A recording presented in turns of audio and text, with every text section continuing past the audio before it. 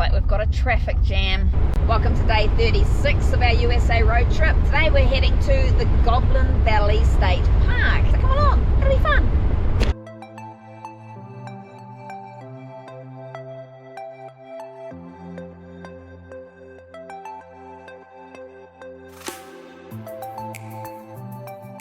So we're just coming into Goblin Valley.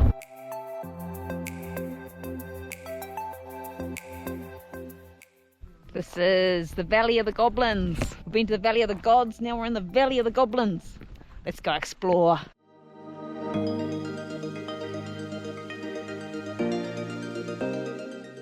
Look at all the goblins, how cool are these? I was going to go stand next to one just to show you how big they are.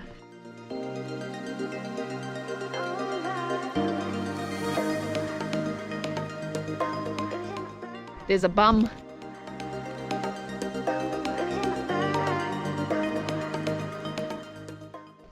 Oh, there's just goblins for miles and miles. I was just trying to see if I could recreate Papa Smurf. Papa Smurf. I'm not sure if it's working. To me, it looks like a bear just sitting there with his arm on his big leg or big belly. Go and have a close look. Go and say hello to him. Hello, Mr. Bear. Oh, maybe he doesn't want me to go too close. Oh, it was just Mike. It wasn't the bear. Don't worry. It's really cool how they just let you just wander around all these goblins. $20 to get in though. Not cheap, but I think well worth it. I've been so excited about coming here. Totally lived up to my expectations. And just wondering why this bit here is nice and smooth, and this bit is all like crumbly. It's like someone's put a load of cement in, sort of trying to fill the gaps.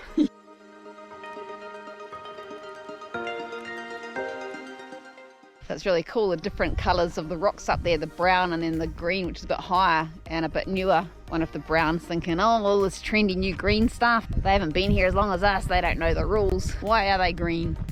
That's just my take on it. There's a cave up there. Do you think we should go explore the cave? You do? Okay, let's go do it.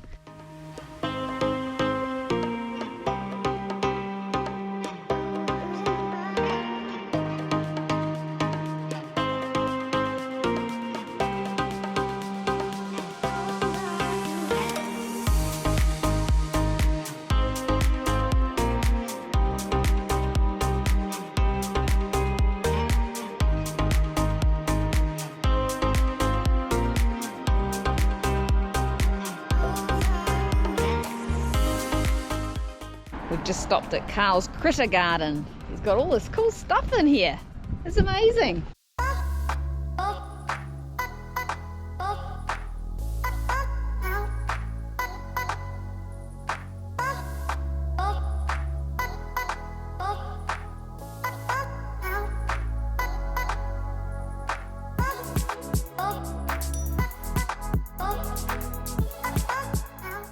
Once you get off the motorways, you never know what you'll find. So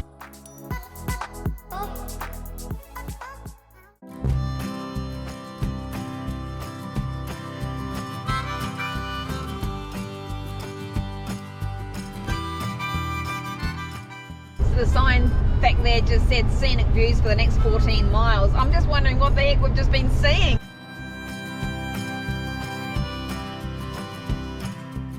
So we're just driving through the Capital Reef National Park now, and it's pretty dramatic.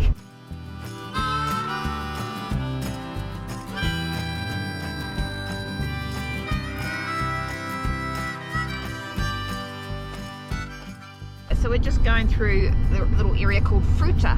There's a whole lot of orchards. Apparently when the orchards are open there's fruit on them. People are just allowed to help themselves pick fruit.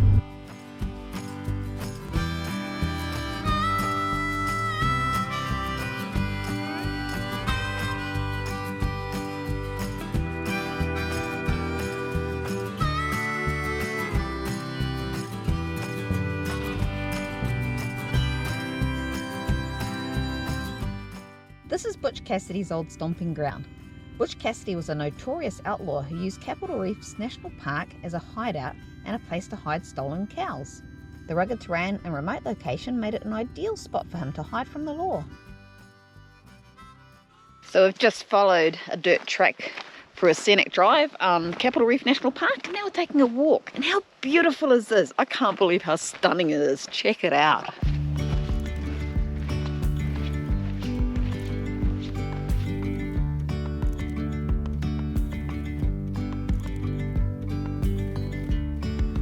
Yesterday there was sun and there was rain, beauty in the mundane.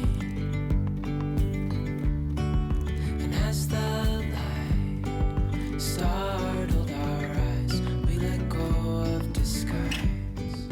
Look at all these holes in the rocks. Well, this is where the river used to come down, and stone would get caught there in the little hole and just swirl round and wear it away. A little washing machine.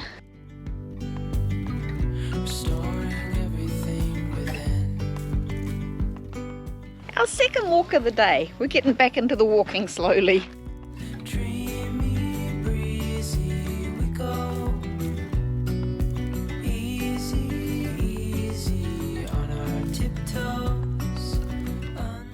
We've named this Troll Mountain because it looks like a troll with his feet hanging out the bottom of the mountain. So we had goblins today and now trolls. It's probably not actually called Troll Mountain. It's probably called something completely different. Maybe it's called Sundance. And a chipmunk just ran across the road. The next day we drove to the Homestead Crater just outside of Heber City in Utah. This is the Homestead Crater right down in here. People are swimming underground. The Homestead Crater is a natural hot pool inside a crater. We tried to book, but it's all booked out. And you can swim in it and scuba dive. We'll take a look. Oh wow, this is pretty cool.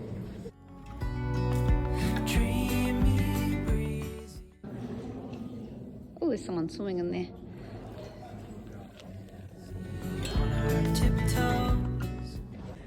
This is pretty cool. Underground cave, underground hot water cave. Man.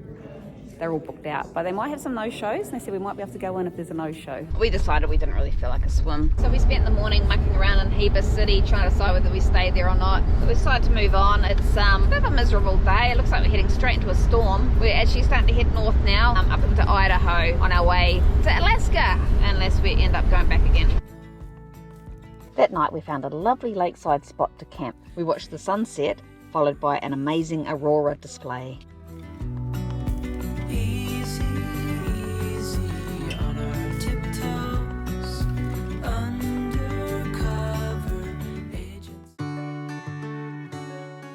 So we just found this lovely spot to camp last night. Beautiful, overlooking the lake and the mountain. But it's time to move on. Keep on heading towards Idaho. What an absolutely stunning day. Makes a bit of a difference from yesterday's dreary old day. If it's raining, wait around a day and it'll be beautiful. Oh my God, look at these colors. The feeling we chase, I'm wide awake. Take me away now.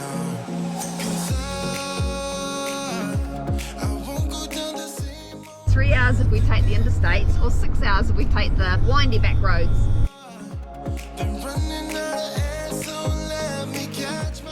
Pony Express used to come through here. What is the Pony Express, Mike? Pony Express was a mail delivery service in the cowboy times, 1800s. Delivered by pony, I'm assuming. Pony or horse? Of course, of course. So I'm just gonna drive. So we're just driving through the town of Echo. Echo. They call those the witches. It's just weird how they're just hanging about in a paddock.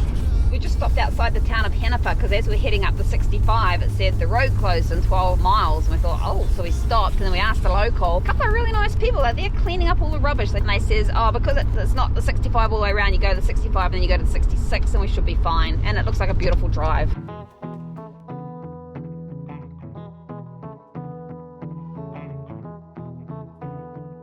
Apparently we're on a scenic byway. I love it when we get onto scenic byways by mistake.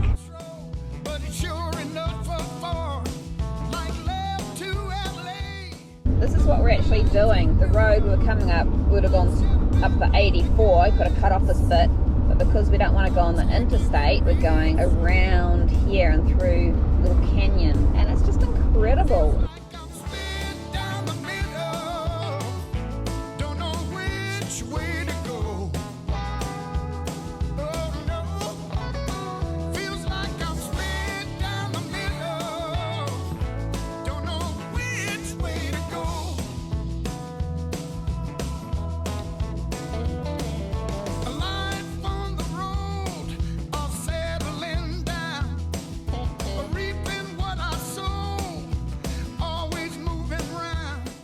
We just pulled off the side of the road, have a look at this waterfall. We just drove through this gorge, it's amazing. And there's this really neat looking waterfall and rapids.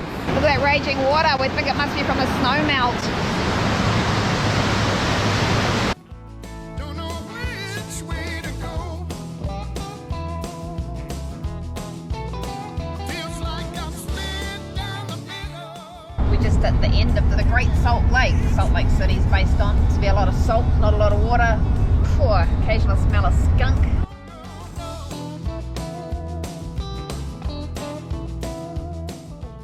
Just when I think Google's doing a really awesome job, she sends us all this way because it was 5 minutes quicker to a dirt road. Actually then took us to a National Historic Site. I'll put a little bit about that in a minute. But we asked the rangers in there and they says, no, you can't go that way. It goes through ranches, blah, blah, blah. So we've got to backtrack, I don't know, probably 40 minutes. Even though Google sent us the wrong way, our detour wasn't completely wasted as the road took us to a historic monument. The Promontory Summit in Utah was the location of the Golden Spike, marking the completion of the first transcontinental railway in the USA back in 1869. And today just happened to be the day of their 155th anniversary, and they were celebrating it.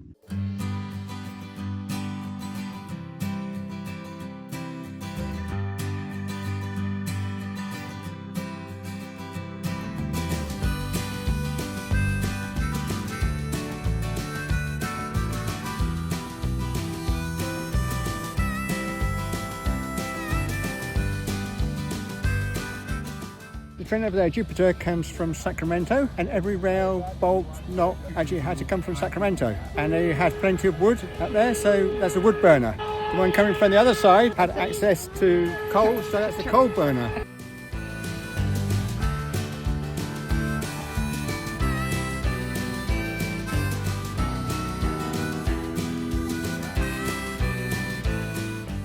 We've just seen a rocket display. We're going to stop and have a look. I wonder if any of these have been to outer space. Do you think they've been to outer space, Mike? Possibly not. I don't know why, but I'm kind of excited about this. I'm going to touch a rocket part. I don't know what part it is, but I touched it. It's a rocket part. An intercontinental ballistic missile. Stage 1. Stage 1. Wow. This one here's a strap-on booster. Ooh, look at all the pretty stones.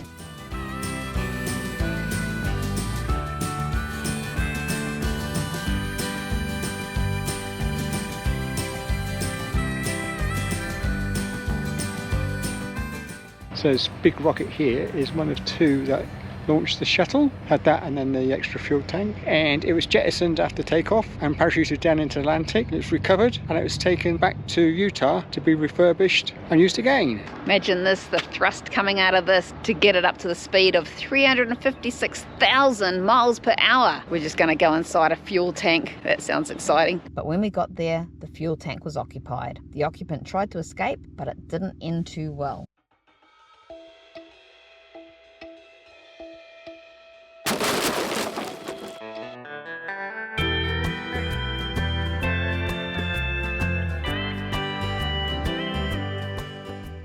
Like we've got a traffic jam. Cows on the road. Oh, there's a man on a horse. Oh, there's a cowboy on a horse.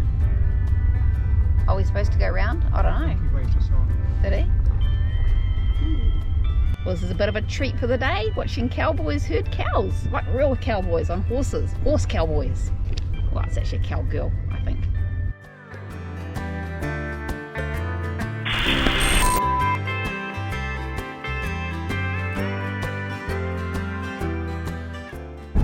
Crossed into Idaho just then. It told me on my phone. I was just looking at my phone. It's like, welcome to Idaho. Idaho! We're in Idaho, Mike. Join us in the next episode where we visit the stunning state of Idaho. Something really big rustling around, trying to get into our car. It's kind of freaking us out a bit.